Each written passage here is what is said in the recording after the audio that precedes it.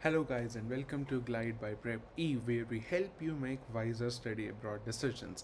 So, we at Prep Eve have a very simple vision. Our vision is that you should be aware of each and everything related to your application, related to your process, related to your career pathway. We do not hide anything from you, and considering that very thing, after giving you a lot of information about Canada, I want to make a video in which less than 20 minutes I will be telling you the A to Z of studying in UK. How much money is required, what are the English proficiency requirements, if you need ATAs or not, what is CAS, what's the process. So let's dive into it. Less than 20 minutes. After watching this video, you will know everything about studying in the United Kingdom. Okay, so first of all, we will have, this is the agenda, that these are the things that we will be doing today. Have a quick look, take 10 seconds, 15 seconds, just have a look that what all we will be doing today, and then we will move on. Okay, so first of all, some key facts about UK. I need not tell you that London is the capital, and that's the beautiful London Eye.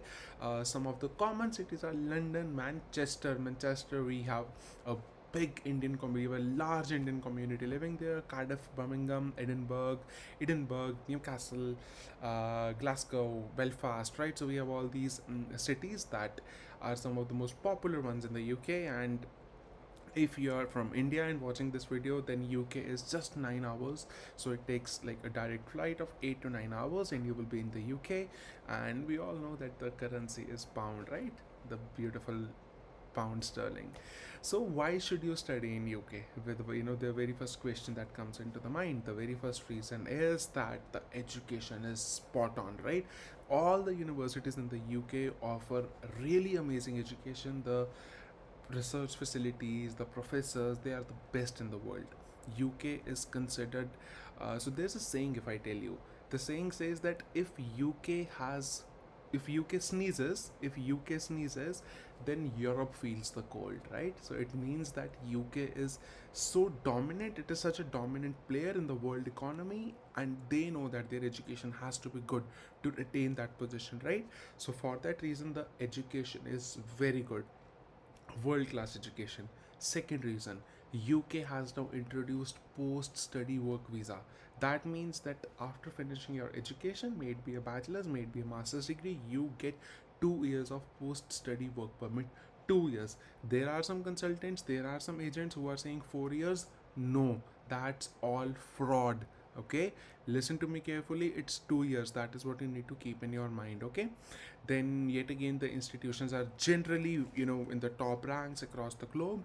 Many specializations, for example, even if I talk about, like, let's say you're a computer engineer, right? After computer science, you can go for AI, you can go for dedicated robotics, you can go for dedicated big data analytics. So there are a lot of options that are specialized, right? So it will be a very good learning experience for you if you're looking forward to specialize, let's say in machine learning, let's say natural language processing. So there are courses, master's degrees available for each one of them. And the it's like good value for money. Obviously, when the education is good, it is always good value for money. Scholarships, yes, the UK universities offer really good scholarships, so yep, you can always consider them. And you can work 20 hours per week during the, like, by the time you're studying, and when the break is on during the holidays, you can work full time. Okay, so that is standard. It is also the same in Canada as well. All right, now there are two types of universities in UK overall: traditional universities, modern universities. Okay, traditional universities, Oxford, right? Oxford University is one of those, traditional universities, the meccas of research, right? Where research is given, the focus is on research, right? They are prestigious, right? Oxford naam bolte na, Oxford, Cambridge, right? These universities are the best universities across the globe. Everyone in the world knows about them, what Oxford is, what Cambridge is, right? And they are obviously old, ancient, beautiful, amazing, right? What an experience if you get to study there. Trust me, it would be something that a very few lucky people get to experience. And the second type of universities are modern universities, so which basically are focused on skill development. For example, let's say that's something that is required in the job market, right? They are focusing on the skills that will get you a job. Okay, so the traditional universities are also focusing on that. I must say that it is not that they are only focusing on research, but If your agenda is a job and you know that okay, you are an average student, you do not have say very good GPAs, you do not have very good research papers, etc., then you know, I need not tell you that Oxford, Cambridge, all of these are going to be very difficult for you. Okay, so in that case you have to somewhat settle down to the modern universities. But as far as the difference is concerned, I don't think that in the long run it makes a difference. Okay, what makes the difference is your skills, so focus on them and it doesn't matter where you are from.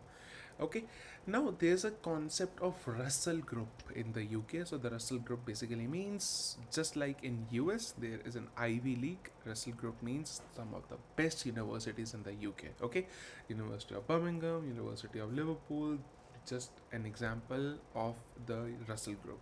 These are the best universities in the UK. Okay, they have basically shortlisted 24 universities, so do check out the list, and you never know, you might be eligible to apply in one of them.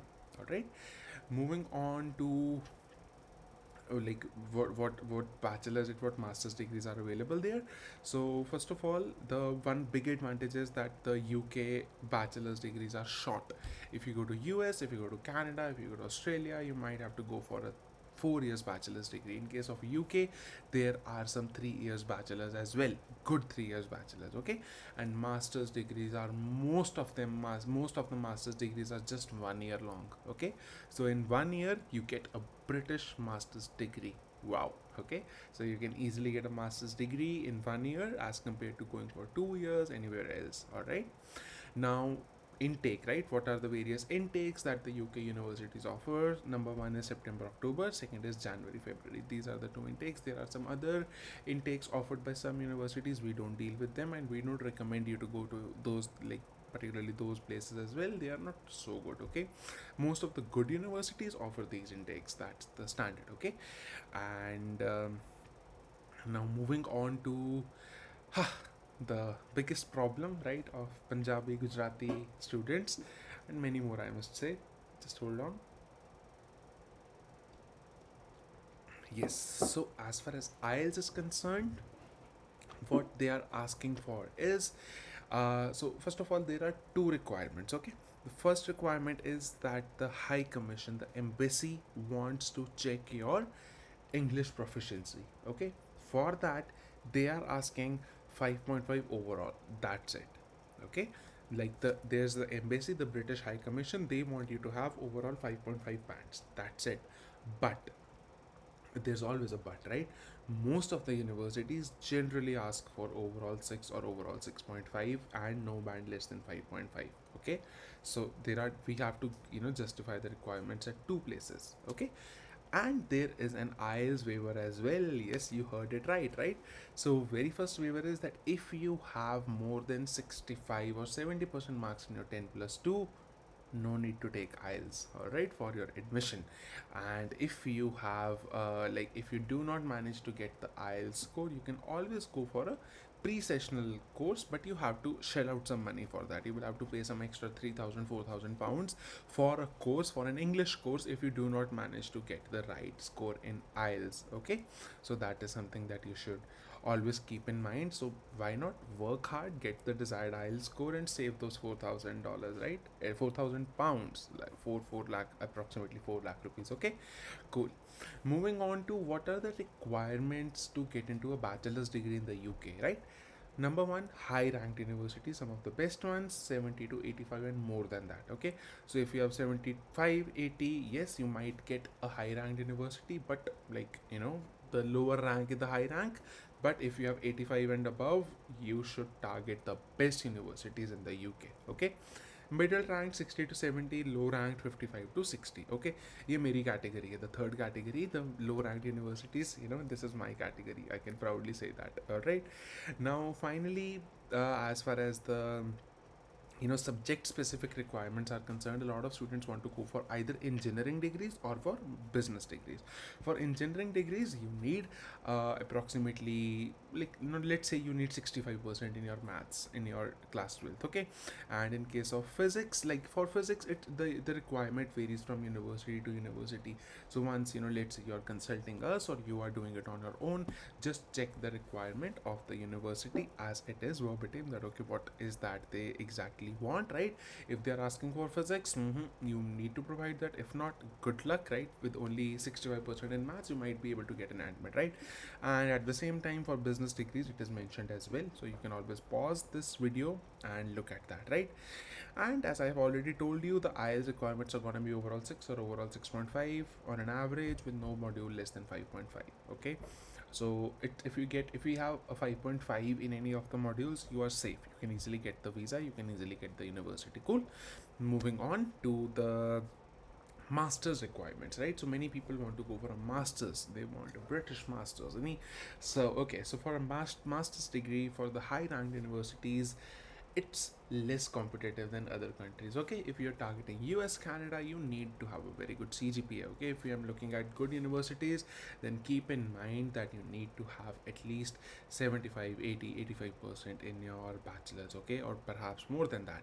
But in case of UK, even if you have 70%, 68%, good luck, you might be able to get in, okay? Middle ranked university, 55, 60 is good enough, you should be able to get it. And for low ranked universities, yet again, आगा आपका भाई इधर, right? 50 to 55% is what you need, okay? And now one thing, if you do not have IELTS and your studies, your engineering was in the English medium, you have to get a medium of instruction certificate from your college or the university and submit it to the university in the UK. They will be giving you an admission without having to take IELTS, okay? So this is something that can work only for masters, it does not work for bachelors, right? So whatever I just spoke is only applicable for the students who have already completed a bachelor's and now are looking for a master's degree. Moving moving on to, like, basically what is the calculation criteria for CGPA, okay? So now if I tell you, they calculate our CGPA according to their own criteria, okay? So that criteria is there in front of you. All right. So for example, if you, whenever you're researching, you can always check that okay, this is my percentage, so that means that it falls under the 2:2 category. What is the British university asking for? If you're justifying that, good. If you're unable to justify that, sorry, okay? So this is what we need to do. Now finally, moving on to post study work visa, something that, really made UK the hot topic. UK was a dangerous investment, all right? People who went to UK have struggled a lot because of this thing missing. But now, since it has been introduced, I decided to make a video on it as well, all right? You, even if you are completing a course of 1 year, you get 2 years of post study work permit, okay? And post study work visa. And if you are completing a PhD, then you get a 3 years of post study work visa, okay? And once you complete the course, don't fly to India, stay there, right? Apply for your PSW while you are in the UK itself. You get a PSW if you have a job. If you don't have a job, it doesn't matter, okay? Either ways, you will be getting a PSW without any problems. Cool. Now moving on to what is this ATAS, right? So this is for my engineer friends. If you are from mechanical, aerospace or material engineering, right? In that case, you need to get an ATAS certificate from the British government, okay? It is free, but it takes time, okay? Once you have your admission letter from the university, they will be telling you whether you need an ATAS or not. And in 90% of the cases, if you belong to any of these categories, then you will need an ATAS. Cool. So you will submit that ATAS request. So obviously, if you hire a consultant, then we do it for you. Otherwise, you do it on your own. You submit that, and then eventually it comes in a few weeks, in a few months. Right now it was taking months because of COVID. I hope that things get better now, right? So what's the process? What's the basic process of UK, right? So get in touch with us or do it on your own, your choice. Create the application, right? shortlist the universities and punch in your application. Once you do that, you will be getting a conditional offer letter. If you are already fulfilling all the conditions, in that case you don't need to basically submit any documents later on, so you will get an unconditional offer letter straight away. But if you don't have IELTS, or if you haven't finished your classes, your education yet, in that case you will be submitting your basically conditions later on, and you will be getting your CAS. What is CAS? CAS basically is the confirmation of acceptance, right? That confirmation of acceptance for studies, that yes, the university gives you a CAS, that done, this student is ours, we love this student. Okay, so that student will basically give you will have the CAS, and we need the CAS to basically file for the visa as well later on. Okay, then finally you apply for a tier 4 visa. The student visa in Britain is known as tier 4 visa. Right now, as we speak, the current system is as simple as that. Okay, what you need to do, once you have the CAS from the university and you show them the required funds. Now, how much funds do we need to show? I will come to that in a minute. Once you are able to show both of these things, done, visa aa gaya, balle balle, flight pakdo, niklo. Okay, but this is changing. All right, this is changing, and this is changing from 2021. Okay, now you need to get 70 points instead of 40. What did I just say? You need to get 70 points instead of 40. Cool. What all do we need? Number one, CAS is basically 50 points. Okay, once you have CAS, you get your 50 points, done. After that, we need to show the required funds. We get 10 points for that. And after that, we need to show our English language proficiency. Okay, so here IELTS plays a very important role. Here you need to get the minimum CEFR level, that is B2, which is overall 5.5 in IELTS, to get those 10 points here. All right, now confirmation of acceptance of studies, it is basically like your I-20 in the USA. There's an I-20 receipt that you receive when you're filing for US. Okay, and like it is generally issued 3 months before the start of studies. Okay, and you can only file for the CAS only once you have it, right? And every student gets a unique CAS, blah blah blah. So these are just some of the basics, right? Some theory. I don't even think you need to know that, but you should understand what CAS is. So CAS comes into picture here, right? Once you satisfy all the conditions of acceptance. For example, they might ask you to pay a tuition deposit. Once you pay that, they give you the CAS. Cool. Moving on to how to show the funds, right? I will come to the point that how much funds do you need to show, but how to show the funds. There are 3 ways. Number one, you can either show FDs, right? Second is you can show the money in savings account, basic savings account, and third is that you can always take an education loan and show that, right? ਹੁਣ ਕਿੰਨੇ ਪੈਸੇ ਚਾਹੀਦੇ ਪਰ UK ਜਾਣ ਲਈ we need this much money. Okay, first of all, in UK you don't have to pay the tuition fee, you have to show the tuition fee. Okay, you have to show the first year ki tuition fee, which for example is generally 12,000 pounds, 13,000 pounds. Okay, you have to show this lying. And how do you show that? You can either show that in FD, you can show that in savings account, you can show that in education loan. Cool. These are the 3 ways through which you can show it. Second thing that you need to show is 9 months of living expenses. ठीक है, आप वहाँ रहोगे, खाओगे, पियोगे, party करोगे, right? So after all, you're going to the UK, right? So you would want to have some nice scotch, so I'm so sorry. I was, I thought that I would just re-energize this the video with my fake British accent. So you would want to have some Glenmorangie, right? जो कि वहीं पर ही मिलती है सबसे अच्छी. So living expenses inside London are gonna be 11,385. So if your course is in the London area, then you have to show 11,385, 11,385 pounds in your account. And if your course is outside London, you need to show 9135 pounds. ठीक है, कैसे show कर सकते हो आप? Fix deposit, savings account, education loan, तीनों में से किसी तरीके से भी. Alright, moving on. Yeah, and another thing that basically all this money can only be, I will come that from where can you take the money. Mama bhanja काम आएंगे नहीं आएंगे, we will come to that. Okay, who can sponsor? Alright. Obviously students can sponsor. अगर आपकी अपनी money है बल्ले बल्ले, no problem, and you can take the money from your parents. And if I talk about your mama, bhanja, bua, then you have to take the funds and keep them in your account for 28 days bare minimum. Okay, that's the minimum requirement.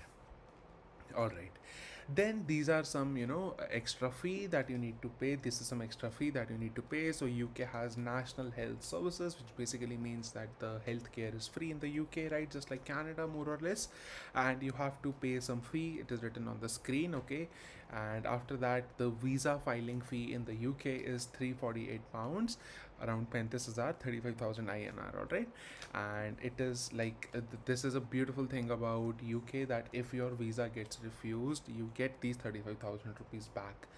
Let me tell you one thing, in case of UK, the visa acceptance is 90%. You heard it right? 90% the visa gets approved. If you are fulfilling all the conditions, you will get the visa. All right, and visa fee can be paid like using credit, debit card. If you're hiring an agent, if you're hiring an awesome agent like me, don't worry, Paji, we will take care of everything. Okay, all right. Now another thing is that you have to basically, if you want to fast track your process कि मेरी फटाफट visa आ जाए, तो you also have an option. Okay, so 348 is in which you get the visa decision in 15 days, and if you want it in 5 days, then it's 573. If you want it in 1 day, आज visa लाओ कल आ जाए result, then you have to pay 956, approximately 90,000 INR. Okay, 96,000 INR, let's just assume that. Cool. So guys, I hope that now you know everything about studying in UK. Every query is solved. All right, I hope that this video helped you. If you have any query, if you have any doubt, then please write that down in the comment box, or you can call on the number that is given in the description box. We have some of the most senior counselors for UK who can help you with your application 100% online. So one beautiful thing about UK is that everything is free. The application is free, so you don't have to worry about anything. Just get in touch with us, experience us, and you would be like that ये तो best है यार, right? Because we are the best. ज़्यादा हो गया, right? Okay, चलो ज़्यादा हो गया, but it's okay. Okay, so you can always get in touch with us on the numbers that are given below. All the very best, and I hope you all the best in life. Thank you.